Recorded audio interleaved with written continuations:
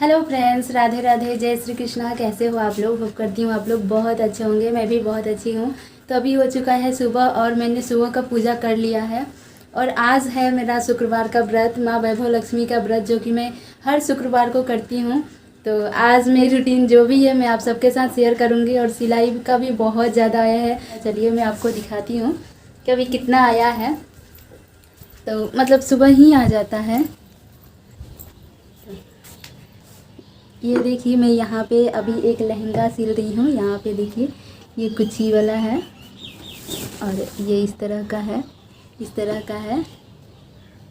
तो यहाँ पे लहंगा का मैं लहंगा बनाऊंगी अभी, जो पट्टू साड़ी होता है उसका। और यहाँ पे मैं अभी डिज़ाइनर ब्लाउज की कटिंग कर रही हूँ यहाँ पे। और ये देखिए, मैंने स्लीव्स भी कटिंग किए हैं। ये स्लीव्स मैं बनाऊंगी अभी कटिंग की हूँ। और ये देखिए, सुबह सुबह इतना ज़्यादा भर भर के आ गया था और ये भी आया था। तो जैसे अभी इसमें बहुत सारा है और इसमें भी बहुत ज़्यादा है। तो अभी मैं ये दोनों आज ही आया है और ये भी आज ही आया है। तो इन सभी का मैं सिलाई करूँगी। अभी मैं इन सब का सिलाई करूँगी। सिलाई करने के बाद में मैं पूजा करूँगी, क्योंकि मैं पूजा शाम को करती हूँ। ऐसे सुबह नॉर्मली जो भी पूजा होता है वो मैं कर लेती हूँ। और जो माँ वैभव लक्ष्मी का व्रत का पूजा है वो मैं शाम को करती हूँ। शाम को 4:30 बजे, मतलब 4 बजे से 6 बजे के बीच में पूजा करना होता है। तो मैं इसी दौरान में पूजा कर लेती हूँ। तो अभी मैं बना रही हूँ खीर, क्योंकि अभी बज चुका है 3। पीछे में घड़ी है तो 3 बज चुका है। तो अभी मैं खीर बना रही हूँ। तो चलिए मैं आपको दिखाती हूँ। तो यहाँ पे देखिए, तो अभी अभी मैंने चावल इसमें डाला है खीर में, पानी में और दूध में। तो अभी बहुत ज़्यादा पानी लग रहा है, पर अब जब बन जाएगा तो बहुत अच्छा लगेगा। तो अभी मैं खीर बना रही हूँ। अभी उसमें बहुत कुछ डालना भी है। और आज मेरा जो भी सुबह का पूजा पाठ था वो तो हो गया है। यहाँ पे आप देख सकते हैं, ये मेरा मंदिर है और ये हमारे प्यारे से कान्हा जी हैं। ये हमारे प्यारे से कान्हा जी हैं। इनके आने के बाद में मेरा लाइफ पूरी तरह से चेंज हो चुका है। बहुत अच्छा लाइफ हो गया है। पहले मैं अपने आप को इतना कोसते रहती थी कि मैं आप सबसे बता नहीं सकती कि मैं क्या ही लाइफ मतलब जी रही थी। ऐसा लग रहा था मेरा सब कुछ ख़त्म हो गया है, सब कुछ। तो उसके बाद कान्हा जी अपने आप ही आए और हम लोगों को अपनाए और हमारे साथ रहने लगे। और जब से कान्हा जी हम लोग के साथ में रह रहे हैं, हम लोग का लाइफ बहुत ज़्यादा चेंज हो गया है। मुझे घर बैठे सिलाई का काम भी मिल गया है, जो कि मैं बहुत मतलब ये करती थी कि काश मैं भी सिलाई करती, क्योंकि सिलाई मुझे, मेरा जब शादी नहीं हुआ था तभी से मुझे सिलाई आता था। तो इसलिए, और शादी तो 10 साल हो गया है। तो अभी मैं 6 साल से सिलाई कर रही हूँ। तो अभी बहुत अच्छा है। जो कुछ भी चाहिए मैं अपने पैसा से ख़रीद लेती हूँ। और यहाँ पे मैं आपको दिखाती हूँ, ये देखिए, ये ना मैं पैसा का पंखा बनाई हूँ। 5 रुपये का नोट है, जिसको मैं बना के इधर भगवान रूम में ही रख दी हूँ। क्योंकि बोलते हैं लक्ष्मी जी का पूजा करना होता है, तो इसलिए मैंने पंखा बना के रख दिया सामने में। तो इसलिए मैं डेली पूजा वूजा भी करती हूँ। तो अभी बहुत अच्छा है सब कुछ, भगवान की कृपा से, दया से सब कुछ ऐसे ही चलता रहे तो अच्छा है। और आगे जो भी होगा देखते हैं। माँ वैभव लक्ष्मी का कृपा है। और माँ वैभव लक्ष्मी ने भी मुझे बहुत कुछ किया है। मेरी जो बेटी हुई है, छोटी वाली बेटी, वो माँ वैभव लक्ष्मी की देन है। और बहुत सारे चीज़, मेरा जो सिलाई शुरुआत हुआ वो वैभव लक्ष्मी के व्रत से ही शुरुआत हुआ। मैंने सिलाई करना स्टार्ट किया। उसके बाद थोड़ा बहुत सिलाई चल रहा था, लेकिन जब लड्डू गोपाल आए तो थोड़ा अच्छा होने लगा। और उसके बाद माँ वैभव लक्ष्मी का भी कृपा है और सबका सब भगवान का कृपा है। तो अभी मैं चलिए आगे का जो भी मैं ब्लॉगिंग में रिकॉर्ड करूँगी वो सब आपके साथ शेयर करूँगी। तो वीडियो में बने रहिए। तो अभी पूजा करने में बहुत टाइम है, तो मैंने सोचा कि एक ब्लाउज का कटिंग कर लूं। और जो लहंगा मैं सिलाई कर रही थी उसमें का एक और लहंगा बनाना है उनकी बच्ची के लिए। तो उसको भी मैं लगे हाथ कटिंग कर लूं, क्योंकि अभी टाइम बहुत ज़्यादा था 4 बजने में, क्योंकि 4 बजे के बाद ही पूजा होता है। तो सोची कि पहले कटिंग कर लेती हूँ, उसके बाद ही पूजा करूँगी, तब तक टाइम भी हो जाएगा। क्योंकि अगर कपड़ा जल्दी सिल के दे दूँगी तो पैसा भी जल्दी मिल जाएगा। इस वजह से मैं सोचती हूँ कि जितना जल्दी हो सके उतना जल्दी सिलाई कर लूँ।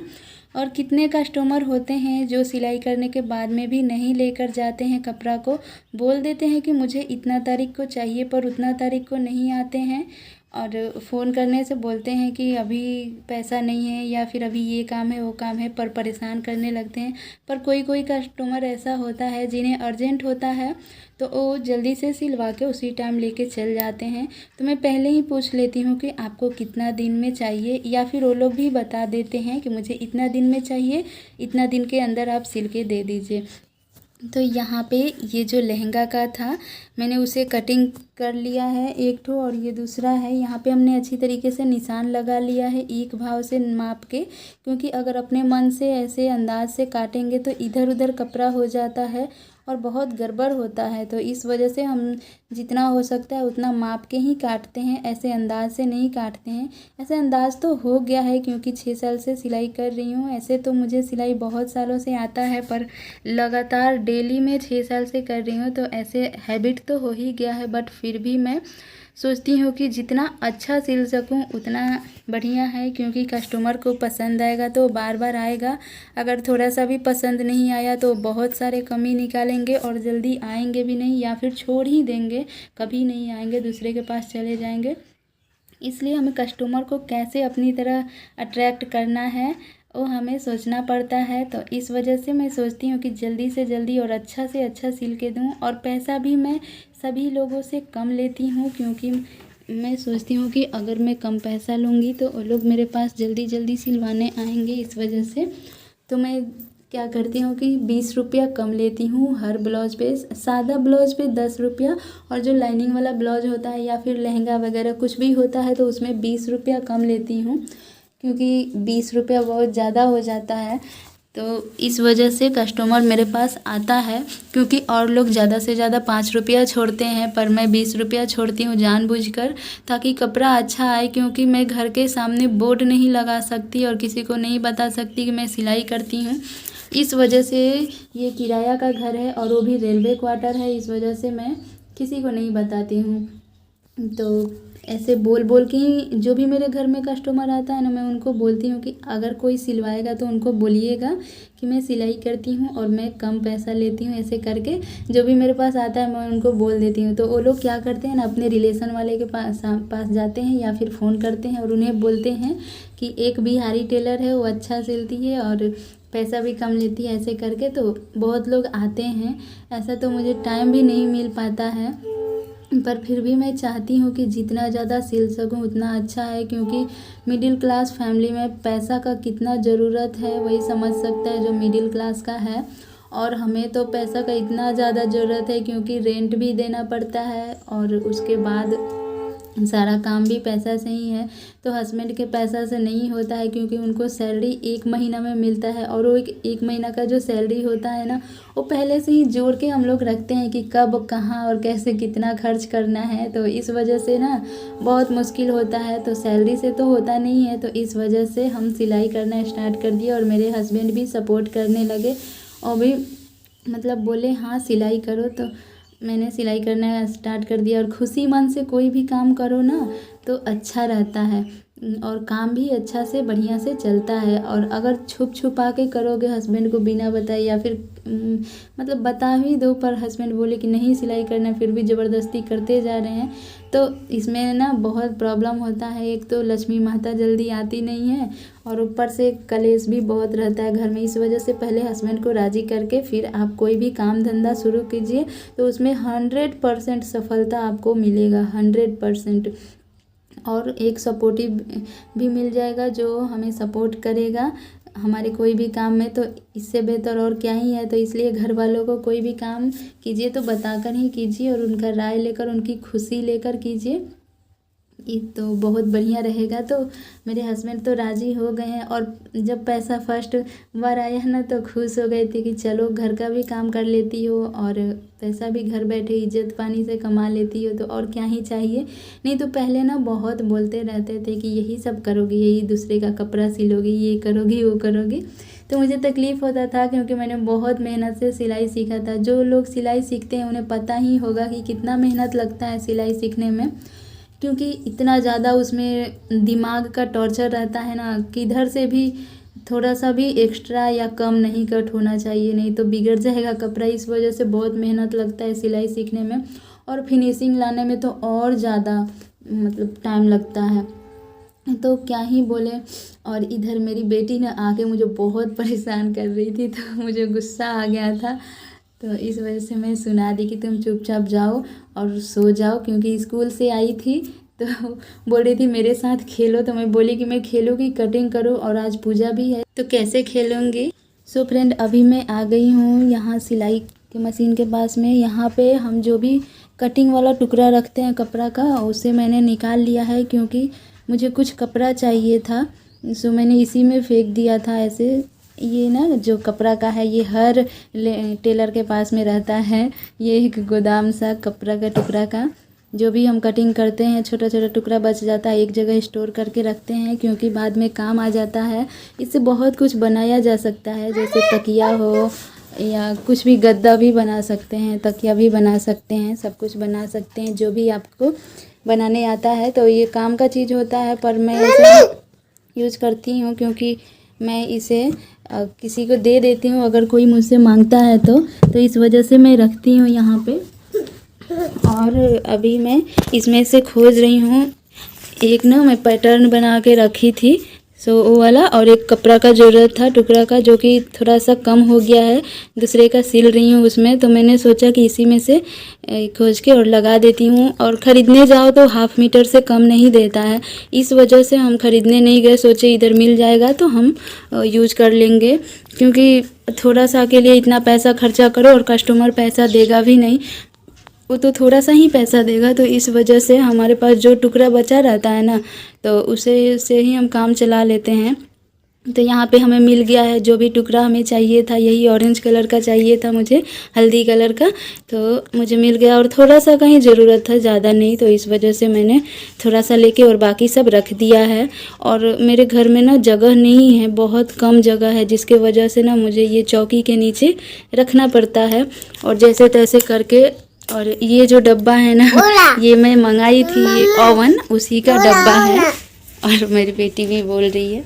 तो अभी हो चुका है शाम के 4:30 बज गए हैं, और अब मैं आ गई हूँ यहाँ पे पूजा करने के लिए, क्योंकि वैभव लक्ष्मी का पूजा शाम को ही होता है, इस वजह से 4 बजे से 6 बजे के बीच में होता है। तो काम इतना ज़्यादा था, आधा घंटा लेट हो गया, तो मैंने वैसे ही कर लिया। और मैंने यहाँ पे खीर बनाया है, ये शुक्रवार का व्रत है, इसमें खीर बनाना बहुत ही ज़रूरी होता है। और शुक्रवार को संतोषी माँ का भी व्रत होता है, पर मैं माँ वैभव लक्ष्मी का व्रत करती हूँ। और मुझे लगता है कि जो भी औरत कोई भी बिजनेस करती है या कोई भी काम पैसे से रिलेटेड करती है, नौकरी चाकरी कुछ भी, तो उन्हें बहुत फ़ायदा मिलता है। क्योंकि मैं जब से ये व्रत की हूँ मुझे बहुत फ़ायदा मिला, और ये व्रत मैं दूसरा बार कर रही हूँ। फर्स्ट टाइम मैं 11 शुक्रवार का की थी, इस बार मैं 21 शुक्रवार का व्रत कर रही हूँ। और ये व्रत बहुत जल्दी फल देता है। आपका पहला शुक्रवार रहेगा ना, उसी दिन से ही ये व्रत फल देने लगेगा, क्योंकि बहुत अच्छा व्रत है। बहुत सारे लोग जानते होंगे, मैं तो नहीं जानी थी, तो मैंने की थी। तो अभी मैं कर रही हूँ, और यहाँ पे मैं कथा कर रही हूँ। शाम को पूजा करने के बाद में कथा कहा जाता है, उसके बाद धूप जलाया जाता है। तो अभी जो भी इसका कथा है मैं कर रही हूँ, और थोड़ा सा आपको भी सुना रही हूँ। कृपा करके मेरे सभी कार्यों व मनोरथों को सफल करे, मुझे ऐसा वर दे जिससे मैं दुखों पर विजय पा सकूँ। जय माँ विजया लक्ष्मी, श्री धान्य लक्ष्मी माँ।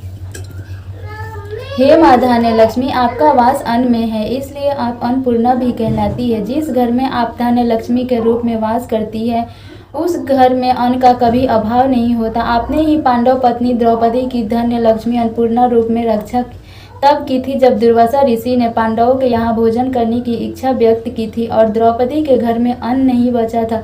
इसी तरह आप मेरे भी घर में वास करें, हे माँ धान्य लक्ष्मी। हे माँ वीर लक्ष्मी, आप पराक्रमता से परिपूर्ण व संसार का कल्याण करने वाली तथा भव बंधन से मुक्त करने वाली है। हे माँ, मैं आपकी बारंबार वंदना करती हूँ और शीश झुकाती हूँ। आप मेरे व संसार के अन्य सभी जीवों को सांसारिक कष्टों को दूर करके उनके हृदय में ज्ञान का दीपक प्रज्वलित करें, जिससे हम सभी का कल्याण हो जाए। माँ वीर लक्ष्मी। श्री अधिलक्ष्मी माँ, हे माँ अधिलक्ष्मी, आप ही इस संसार की अधिस्वामिनी है, संसार में सर्वत्र आप ही व्याप्त हैं। वेद पुराण शास्त्र भी आपकी महिमा गाते हैं। जो मनुष्य आपका स्मरण करते हैं उन्हें यमराज का भय कभी नहीं सता। तो अभी मेरा पूजा हो गया वैभव लक्ष्मी माता का, अष्ट लक्ष्मी माता का। तो यहाँ पे हमने पूजा पाठ कर लिया है, धूप भी जला लिया है और अब शाम के समय में इसी खीर को मैं खाऊंगी। शायद आप लोग भी ये व्रत का महिमा जानते होंगे। ये व्रत बहुत अच्छा है। तो दोस्तों आई होप कि ये वीडियो आप लोगों को पसंद आया है। अगर वीडियो पसंद आए तो वीडियो को लाइक और शेयर कीजिए और चैनल पे पहली बार आए हैं तो चैनल को सब्सक्राइब कीजिए। मैं डेली ब्लॉग अपलोड करती हूँ, सिलाई से रिलेटेड, अपने लाइफ स्टाइल से रिलेटेड, जो कुछ भी मेरे साथ हो रहा है आजकल वो सब मैं रिकॉर्ड करके आप सबके साथ शेयर कर रही हूँ। तो अगर आप लोग इंटरेस्टेड हैं देखने में तो प्लीज़ सब्सक्राइब कीजिए और मेरे चैनल को सपोर्ट कीजिए, क्योंकि अभी 10-15 दिन ही चैनल बना के हुए हैं, पर जो भी चल रहा है चैनल अच्छा ही चल रहा है। तो तब तक के लिए take care, bye bye, Radhe Radhe.